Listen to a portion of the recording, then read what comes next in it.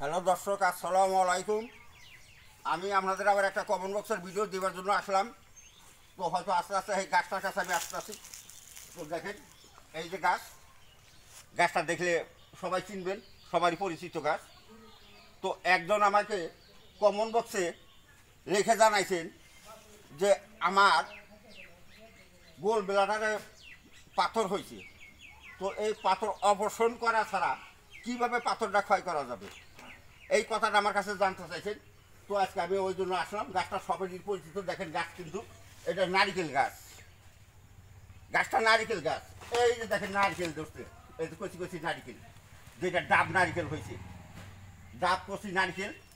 এই এরই দ্বারা কাজটা হবে।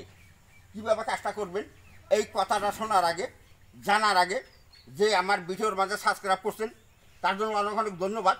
যে সাবস্ক্রাইব করেন নাই তাকে আমি অনুরোধ করবো আমার ভিডিওর মাঝে সাবস্ক্রাইব করবেন। কেননা যখন আমি মূল্যবান ভিডিওগুলো দিব সবার আগে আপনার মোবাইলে যাবো, এই আশা রেখে যে কেরা কোন জায়গা থেকে দেখতেছেন, হয়তো কেউ ফেসবুকে থেকে দেখতেছেন, আমার পেজটা ফলো রাখবেন, হয়তো শেয়ার করবেন, কমেন্ট করবেন।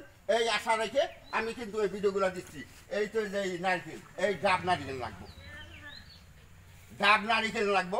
এই ডাব নারিকেল নেবেন। খালি নারিকেল হবে না, তার সাথে এই যে একটা পরিচিত গাছ সবাই জানা, এর নাম আছে তুলসী। এই তুলসী লাগবো, কিন্তু এই তুলসী গাছের রস দিতে হবে।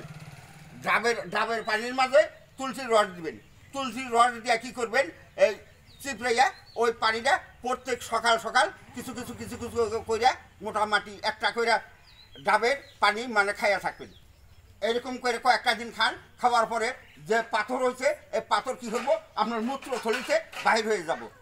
আস্তে আস্তে এইভাবে মানে আপনার পাথর বিনিশ হয়ে যাবো। আপনার আর অপারেশন করবার কোনো দরকার পড়বো না, অপারেশন করবেন কোনো দরকার পড়বো না। যা হোক, আজকের মতো এই পর্যন্তই। আসসালামু আলাইকুম। হিন্দু বাবাজি নমস্কার। অন্য জাতি আছেন, আন্তরিক ধন্যবাদ।